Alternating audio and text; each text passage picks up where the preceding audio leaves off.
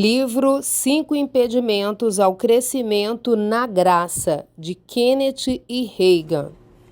Introdução. Vós corrieis bem. Quem vos impediu de continuardes a obedecer à verdade? Gálatas 5:7. É triste, mas é verdade que somente alguns cristãos têm sucesso real quanto ao crescimento na graça. De fato, alguns irmãos que já são salvos há 30 ou 40 anos parecem ter regredido em vez de progredido. Eu creio que Deus quer que cresçamos. Nesta mensagem vou tratar de 5 impedimentos ao crescimento da graça: leviandade, negligência, preguiça, tagarelice e imitação. Eu descobri essa lista enquanto dava uma olhada em uma pilha de sermões antigos. Ela foi feita na virada do século por um pregador metodista. Fiquei tão impressionado de como esses 5 impedimentos ao crescimento na graça se aplicavam também hoje a nós, do movimento pentecostal, que resolvi usar a lista desse pregador como esboço para um sermão.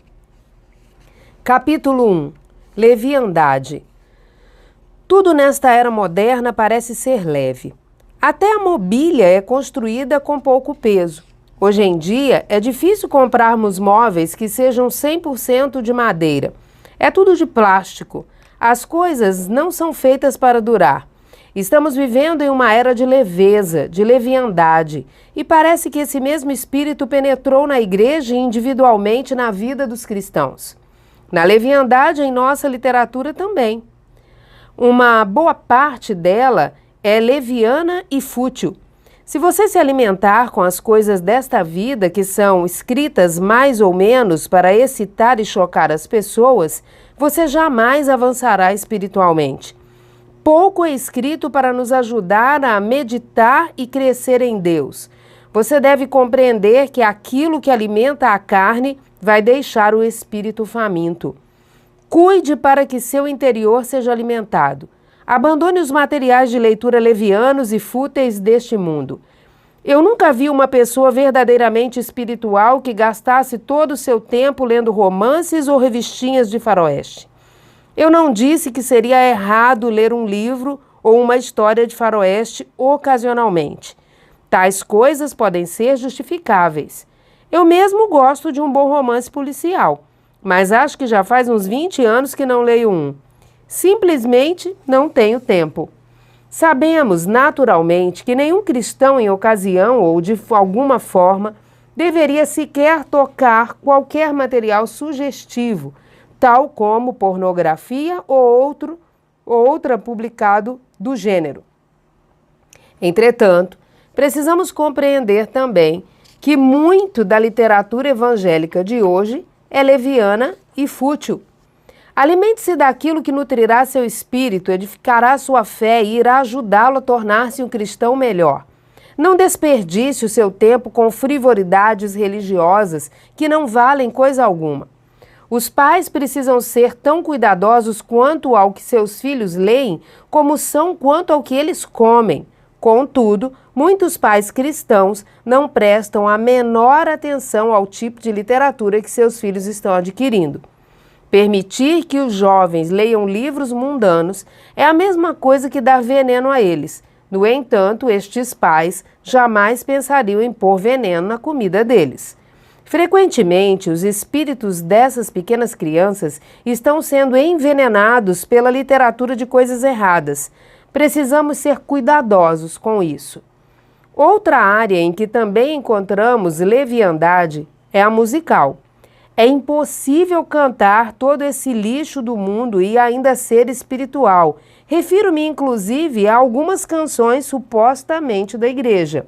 Algumas delas são o que eu chamo de rock and roll evangélico.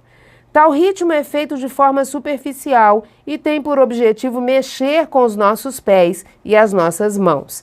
Esse tipo de leviandade não produz espiritualidade. Eu aprendi isso há mais de 40 anos. Depois de um tempo na presença de Deus, alimentando-me de sua palavra e orando no Espírito, eu liguei o rádio para ouvir um bom grupo de cantores evangélicos que geralmente eu apreciava. Entretanto, eu logo percebi que os cânticos que eles estavam entoando surtiriam os mesmos efeitos sobre mim caso estivessem batendo na tampa de uma lata. O conteúdo era tão leviano que eu tive de desligar o rádio.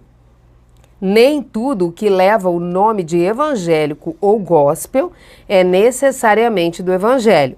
Precisamos cantar canções que alimentarão o nosso espírito e nos abençoarão. Eu louvo a Deus pelos novos compositores que cantam a palavra de Deus, a qual verdadeiramente nos abençoa. Cante músicas que têm por base as Escrituras. Intimamente associado a esse espírito de leviandade nas canções está o de irreverência. Há muita irreverência em nosso movimento pentecostal moderno.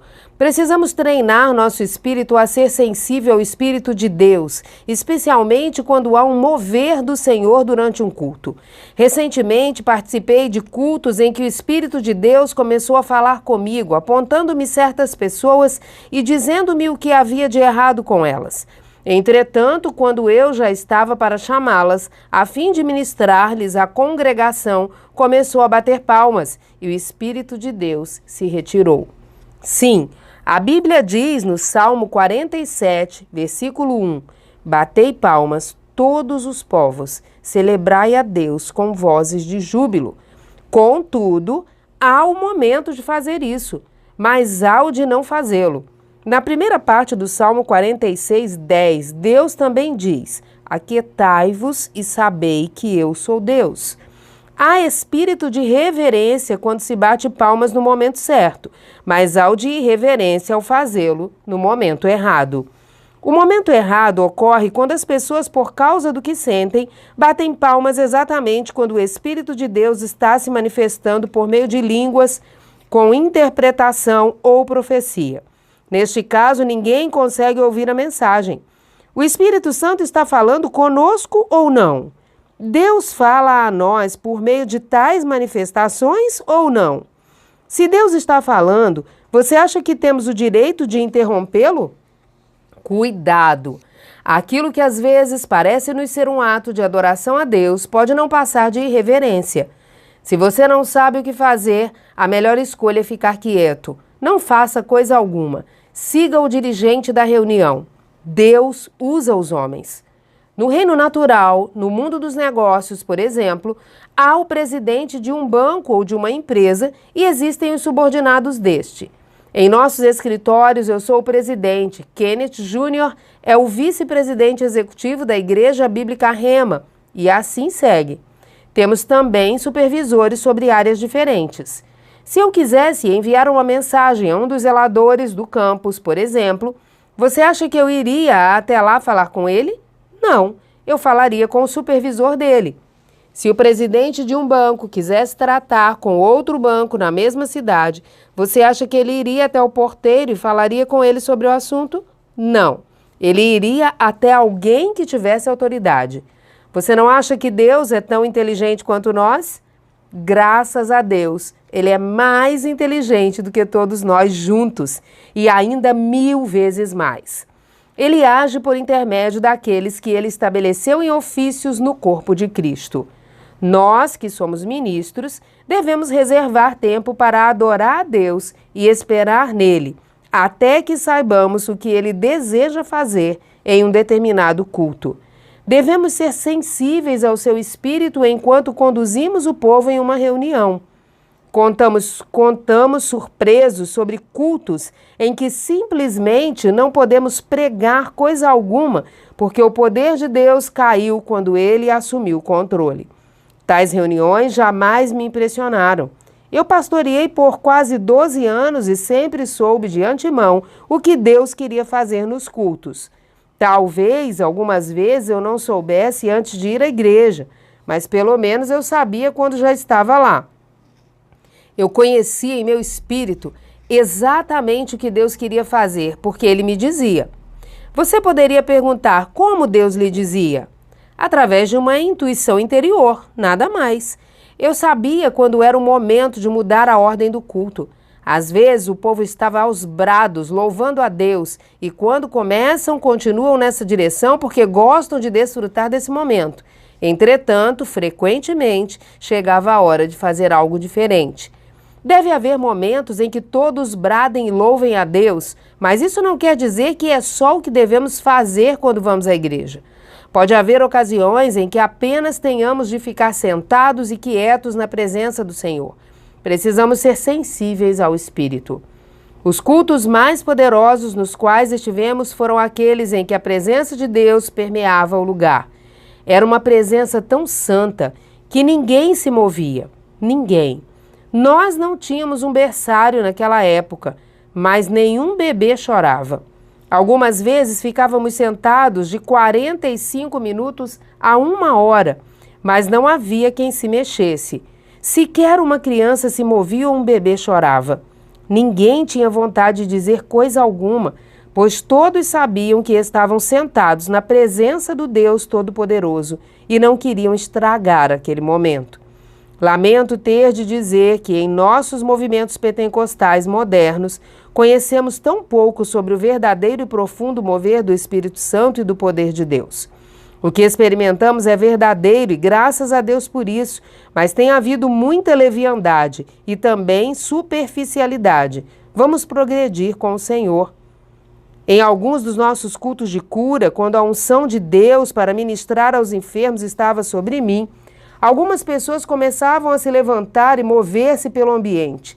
Isso demonstra um espírito de irreverência, entristece o Espírito de Deus e ele não se manifestava. Tenho ensinado sobre isso nas aulas da tarde na escola de oração e cura, mas é necessário que o assunto seja ensinado mais amplamente. Amigos, a imposição de mãos é um dos princípios elementares da doutrina do Senhor Jesus Cristo.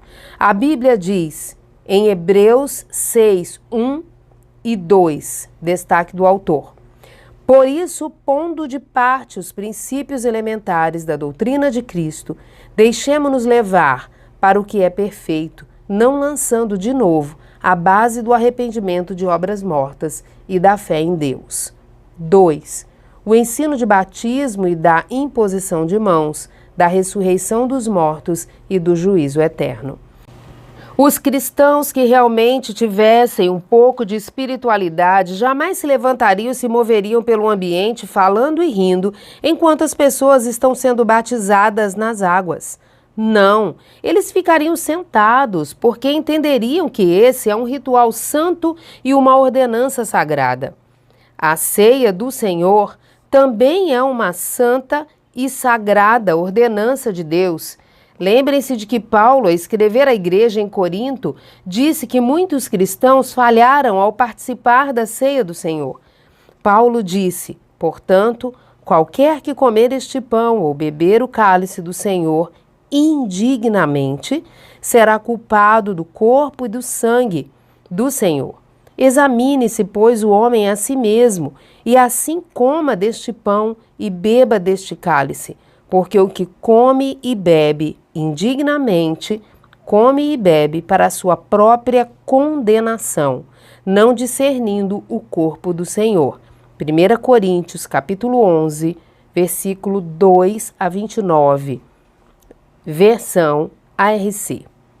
As pessoas entendem errado o versículo 27. Portanto, qualquer que comer este pão ou beber o cálice do Senhor indignamente. Ao ler isso, elas pensam que Paulo estava falando sobre o fato de alguns serem indignos. O texto não diz indignos, mas indignamente. Há uma diferença. O sangue de Jesus nos torna dignos.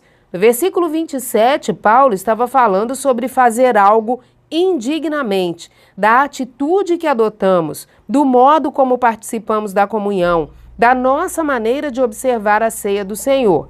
É por esse motivo que usamos de reverência quando participamos da ceia. Ela é sagrada, é santa. No meio da cerimônia da ceia do Senhor, os cristãos não deveriam sequer pensar em se movimentar pelo ambiente, rir ou conversar com os amigos, porque a ceia do Senhor é sagrada. Da mesma forma, a imposição de mãos é uma doutrina santa. Naturalmente, esta abrange muito mais do que somente a imposição de mãos para a cura, embora a cura esteja também relacionada a ela. Para uma explanação completa sobre o assunto, leia o livro A Imposição de Mãos. Capítulo 2. Negligência. O segundo impedimento ao crescimento na graça é a negligência. De acordo com o dicionário, ser negligente significa ser desmazelado, sem ordem, relapso, desleixado, descuidado e imoderado em comportamento. Com essa definição em mente, quero tratar sobre 3 tipos de negligência. 1. Negligência nos pensamentos. É neste ponto que o pecado começa, ao permitirmos que pensamentos sem proveito e inadequados corram livremente em nossa mente e ao gastarmos tempo sobre eles. Você deve exercer disciplina nessa área. Eu não posso fazer coisa alguma a respeito dos seus pensamentos, a não ser dar-lhe instruções. Você terá de fazer alguma coisa sobre o seu próprio modo de pensar. Esse é o nosso problema. Estamos sempre querendo que outra pessoa faça alguma coisa por nós, mas nesse caso, nós mesmos temos de fazer alguma coisa a respeito. Acredito que seja interessante ver algo que o Espírito de Deus falou por intermédio do apóstolo Paulo. Filipenses 4:8. Quanto ao mais, irmãos, tudo que é verdadeiro, tudo que é honesto, tudo que é justo, tudo que é puro, tudo o que é amável, tudo o que é de boa forma, se há alguma virtude e se há algum louvor, nisso pensai. Note que Paulo não disse, orai para que Deus possa ajudar-vos a pensar nessas coisas. Não! Você é responsável pelos seus próprios pensamentos. Você pode pensar ou não o que quiser. Alguém poderia dizer, mas algumas ideias estão me perturbando. Ora, então pare de pensar sobre isso. Sei que você não pode evitar que os pensamentos cheguem até você, assim como não pode evitar que alguém bata a sua porta. Porém, pode decidir quem vai convidar para a sala de estar a fim de ter comunhão. Você não pode evitar que pensamentos carnais cheguem à sua mente, assim como não pode evitar que os passarinhos sobrevoem a sua cabeça. No entanto, pode evitar que os passarinhos construam um ninho em seu cabelo. Não gaste tempo sobre tais pensamentos. Todos os santos de Deus, até os mais consagrados, às vezes pegam-se em certos pensamentos a respeito dos quais seus corações sentem profundo pesar. Então surge o diabo e os acusa, dizendo, que belo cristão você é, você nem deve ser salvo pensando tal coisa. Entretanto, não foram eles que realmente imaginaram aquilo, mas Satanás quem levara ao pensamento. Simplesmente não se entretenha em tais ideias. Você pode pensar no que quiser. Mude o seu pensamento, começando a refletir sobre algo diferente. O que me ajuda quando os pensamentos errados surgem é começar a louvar a Deus. Ao fazer isso, eu tiro a minha mente de tais cogitações. Observe que o versículo diz, nisso pensai. Isso significa que podemos meditar naquilo que a Bíblia sugere, se assim o quisermos. Sempre creio que posso fazer tudo aquilo que a Bíblia me manda realizar. Não creio que Deus me ordenaria alguma coisa que eu não pudesse concretizar. Ele seria injusto se fizesse isso. Algumas pessoas se entregaram a pensamentos errados, a ponto do diabo tê-las sob controle. Entretanto, a menos que você esteja completamente dominado e tenha perdido a própria razão, a sua vontade ainda estará intacta e você poderá fazer o que quiser. Alguém certa vez pediu-me, ore por mim para que eu não tenha mais problemas com o diabo. Eu respondi, quer que eu ore para você morrer? Não, ele disse, eu não quero morrer. Bem, o único modo de você não ter mais problemas com o diabo é morrer, deixar esse mundo e ir para o céu, eu lhe afirmei. Segundo, negligência nos hábitos. Milhares de cristãos têm habilidades e oportunidades em sua vida, mas são por demais sem propósitos e negligentes em seus hábitos para que consigam ser bem-sucedidos. Frequentemente, a mesma coisa acontece no que diz respeito ao ministério. Certa vez eu estava contando aos estudantes do Rema a respeito do superintendente de uma das denominações do Evangelho Pleno. Tal homem, um senhor de idade, havia ajudado muitos ministros jovens. Quando eu ainda era jovem, ele me disse: irmão Reagan, eu tenho feito isso há muitos anos e eu nunca me enganei.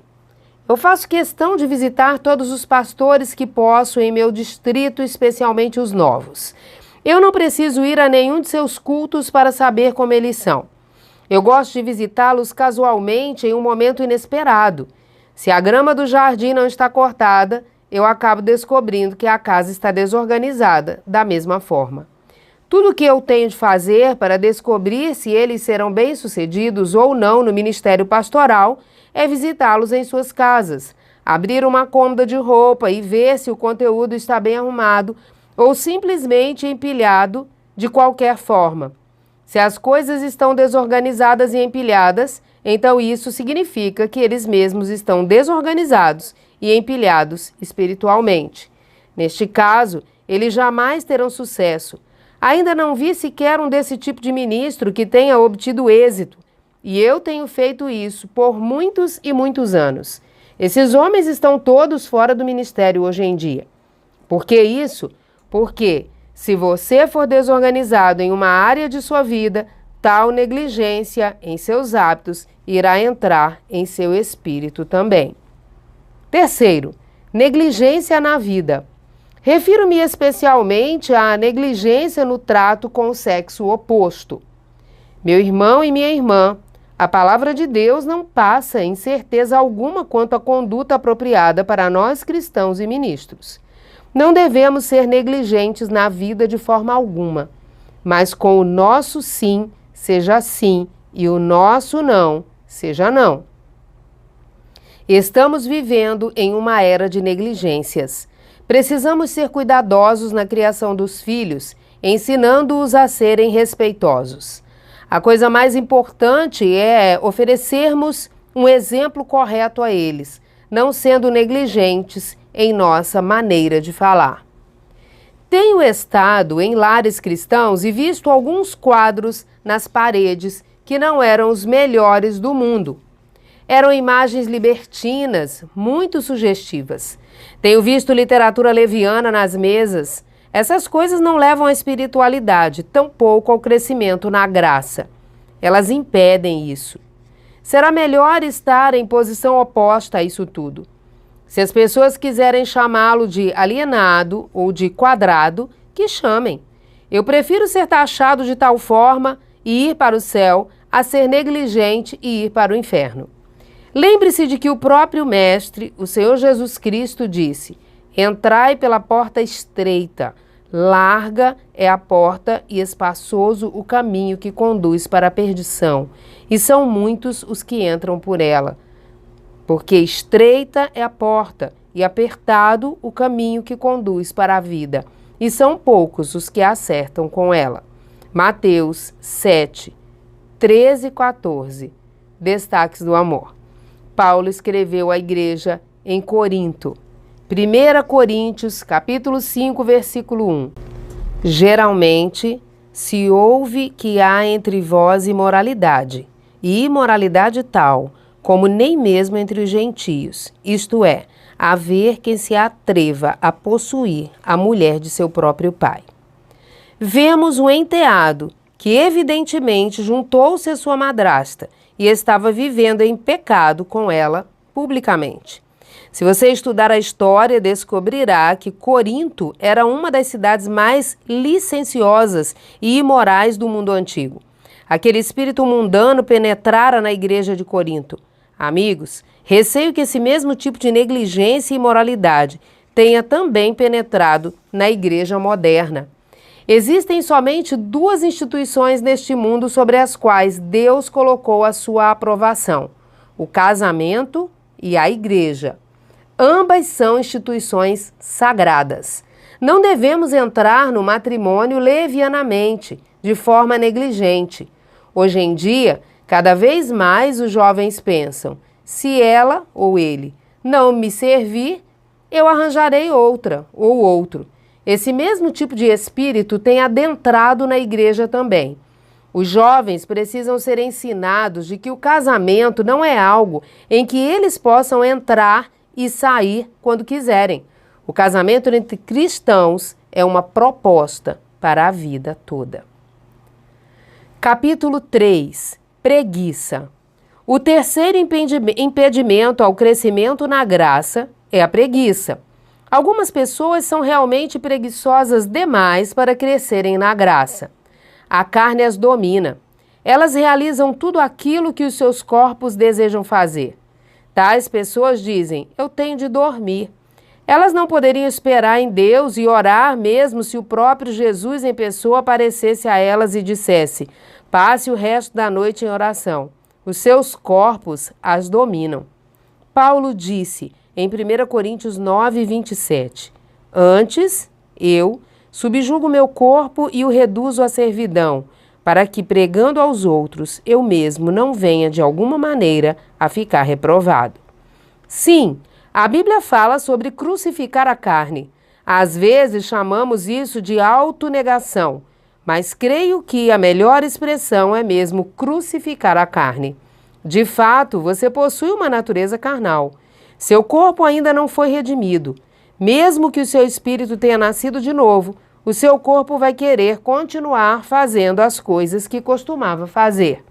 Entretanto, o seu verdadeiro eu, o homem interior, deve dominar a sua vida, ser o chefe. Note que Paulo não disse: antes Deus subjuga o meu corpo. Ele disse: antes eu subjugo o meu corpo e o reduzo à servidão. O apóstolo trata o corpo como algo que lhe pertence. O eu é o homem por dentro, o verdadeiro Paulo, o homem interior que se tornou uma nova criatura em Cristo Jesus. Em vez de deixar o corpo dominar o seu homem interior, Paulo dominava o corpo através do seu homem interior. Antes, subjugo o meu corpo, dizia ele. Agora, note o que Paulo disse antes neste versículo. Para que, pregando aos outros, eu mesmo não venha de alguma maneira a ficar reprovado. Em algumas versões está escrito: para que eu mesmo não venha a ser reprovado por Deus. Isso não seria triste? Todavia, tenho visto isso acontecer. A preguiça prepara o caminho para a licenciosidade. A ociosidade e a autoindulgência têm matado milhares. Não é uma mensagem muito popular hoje, mas a Bíblia ainda ensina a autonegação. A Bíblia ainda fala sobre subjugar a carne. A Bíblia ainda ensina sobre crucificar a carne. A Bíblia ainda ensina o que Jesus disse em Mateus 5,29. Portanto, se o seu olho direito te escandalizar, arranca-o e atira-o para longe de ti, pois te é melhor que se perca um dos seus membros do que todo o seu corpo seja lançado no inferno. Não, ele não quis dizer isso literalmente. Não mandou que você enfiasse o dedo em seu olho e o arrancasse.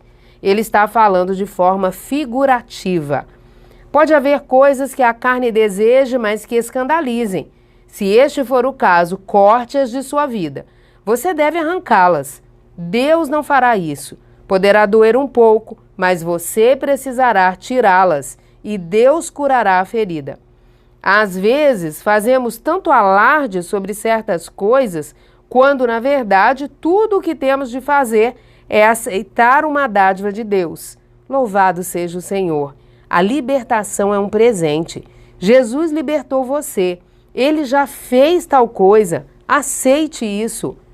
Lembro-me de quando eu era pastor de uma igreja no norte do Texas. E havia uma senhora que ia à igreja uma vez por mês aproximadamente. Ela não era membro da igreja.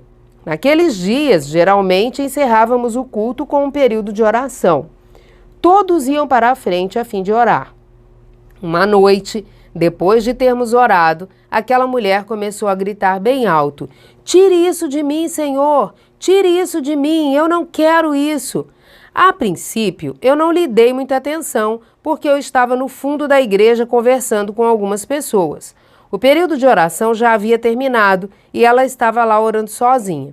De vez em quando ela gritava: tire isso de mim, Senhor, tire isso de mim. O Senhor sabe que eu não quero isso. Finalmente eu fui até onde ela estava e me ajoelhei em frente a ela. Eu lhe disse: irmã, abra os olhos, eu quero falar com você. Em vez de abrir os olhos, ela gritou: Senhor, tire isso de mim. E sem querer ela cuspiu em meu rosto. Tu sabes o que eu não quero isso. Tu sabes que eu não quero isso. Ela continuou gritando. Eu lhe disse: irmã, fique quieta, abra os olhos e olhe para mim, abra os olhos.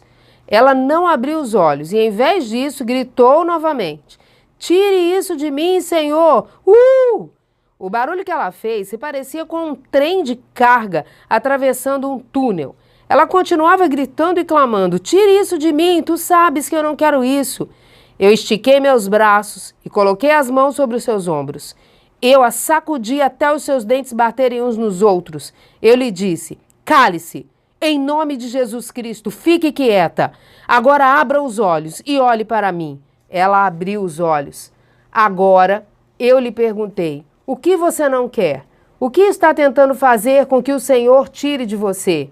Ela me disse: irmão Reagan, é o velho e conhecido rapé. Eu não sabia que ela usava tabaco em pó. Como eu disse, ela não era membro da minha igreja. Ora, eu lhe disse: o Senhor não vai tirar isso de você. O que ele faria com o rapé?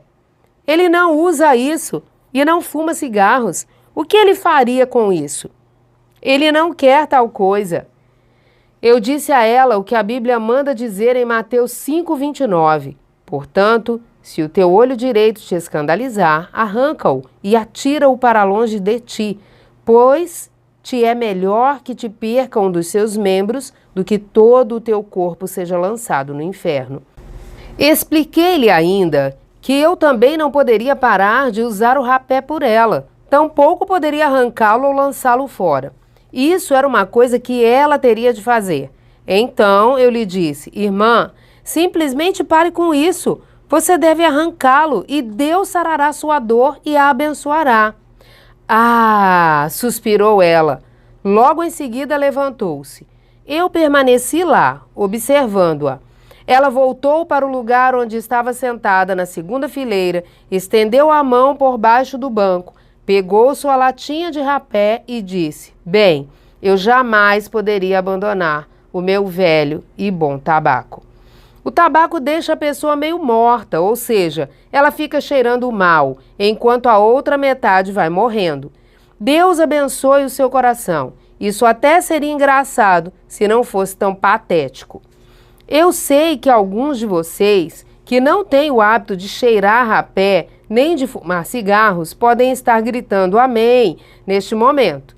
Todavia, vocês crentes bonzinhos têm o hábito de preocupar-se. E isso é ainda pior.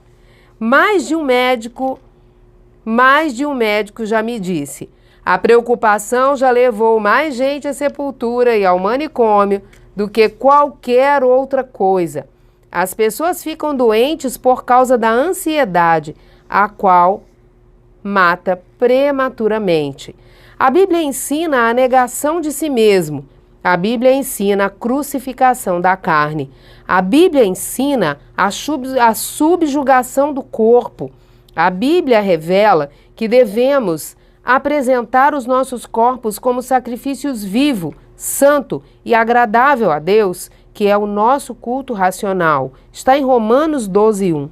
A Bíblia fala que Deus quer corpos transfigurados e mentes transformadas.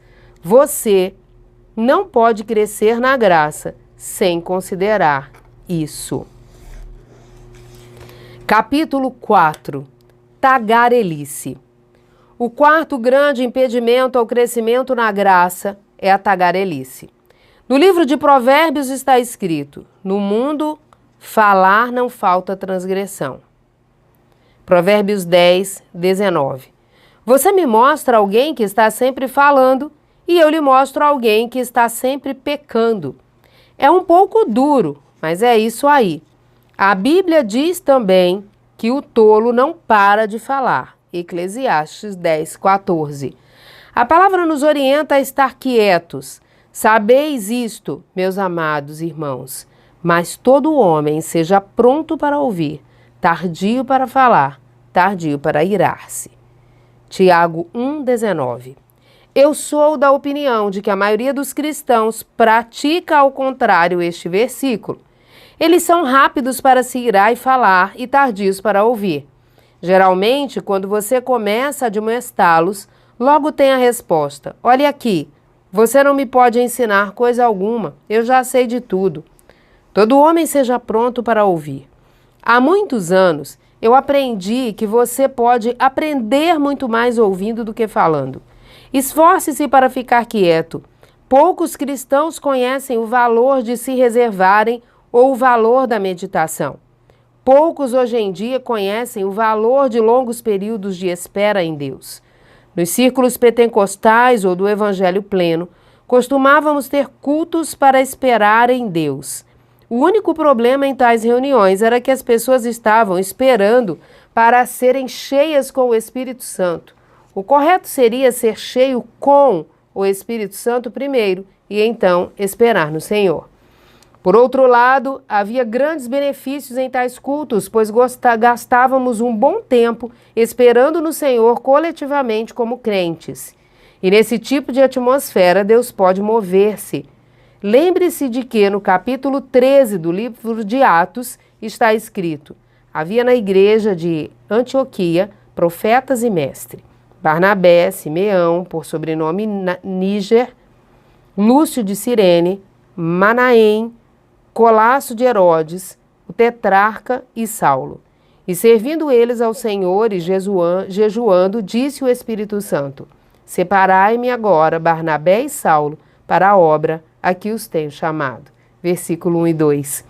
Enquanto estes 5 homens estavam esperando em Deus, em sua presença, o Espírito Santo disse algo. Esta é a razão, porque muitos nunca ouvem o que ele está dizendo. Eles jamais ficam suficientemente quietos para conseguir ouvi-lo. Nunca gastam tempo suficiente para escutá-lo.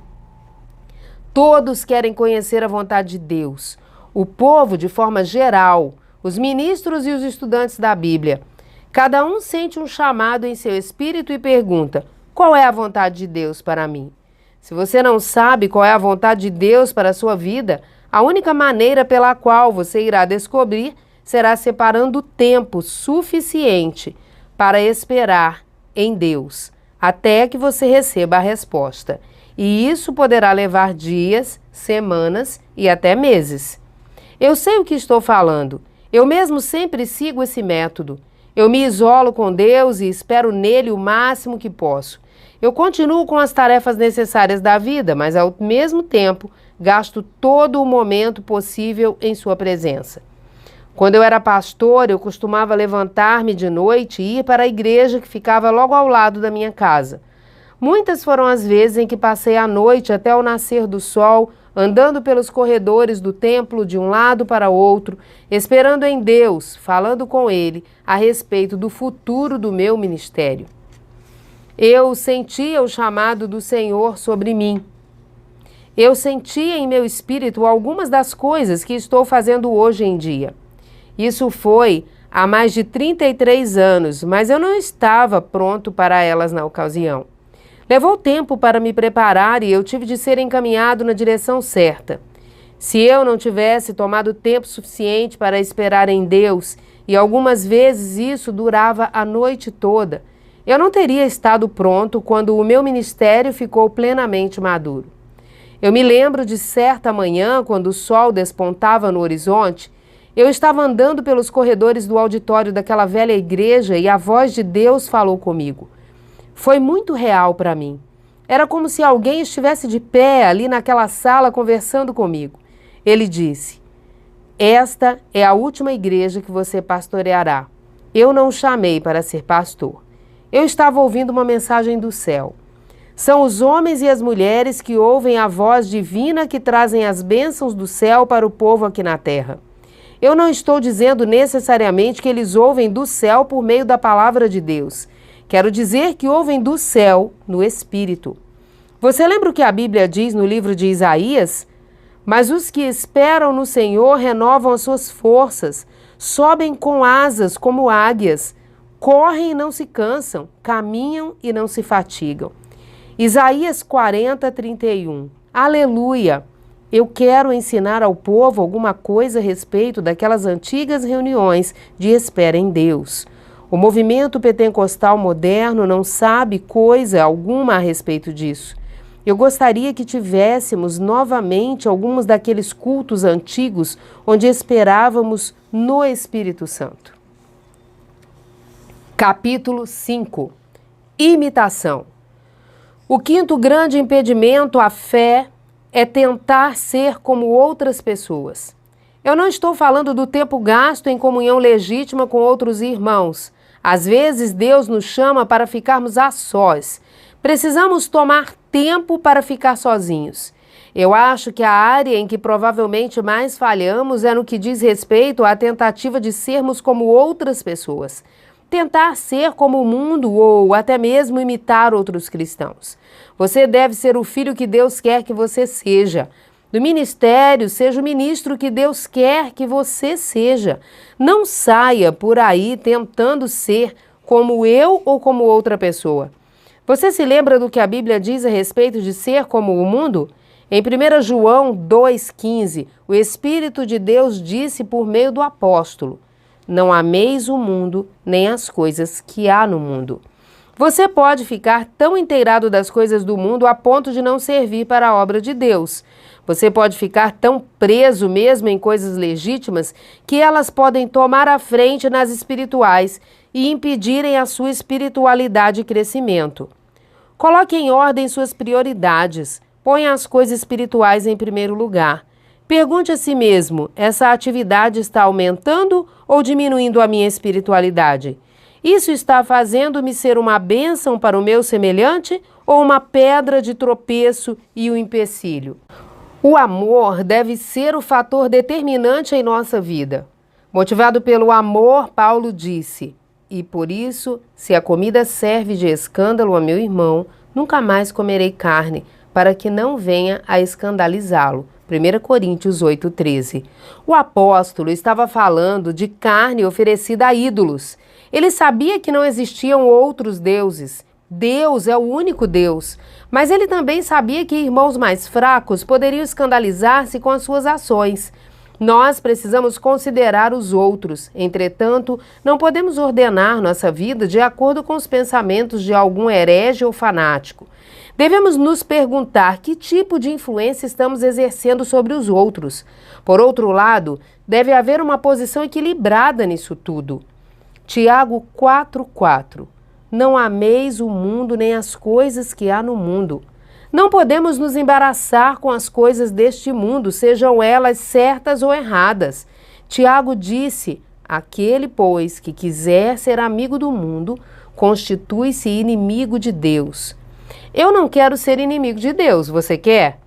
Não é necessário que você se entregue a uma vida pública de pecado para que esteja em comunhão com o mundo e em harmonia com o espírito deste.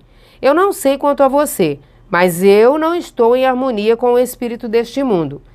São as pequenas coisas que nos mostram para que lado o vento está soprando. Você não olha para o prédio de uma escola a fim de saber se o vento está circulando ali. Você olha para um pedaço de papel ou para as folhas ao serem levados pelo vento no gramado. Há um texto no Antigo Testamento que diz: apanhai-me as raposas, as rapozinhas que devastam os vinhedos, porque as nossas vinhas estão em flor. Cantares de Salomão 2,15. Frequentemente, não são os grandes fatos que nos afastam de Deus, mas as pequenas coisas do mundo. Entretenimentos, prazeres e esportes, coisas legítimas. Se você não for cuidadoso, será tomado pelo espírito deste mundo e perderá a sua eficiência para pregar e orar, e aos poucos a luz se apagará. Creio que estamos vivendo o fim dos tempos, os últimos dias. Penso que Jesus está voltando. Não acredito que haja mais tempo para brincarmos de igreja. É hora de darmos tudo de nós mesmos em completa dedicação e consagração a Deus e de fazermos o que Ele quer que façamos, sendo o que Ele quer que sejamos. Precisamos ser sensíveis ao Espírito Santo, ficar a sós com Deus, esperar nele e deixar que Ele fale conosco.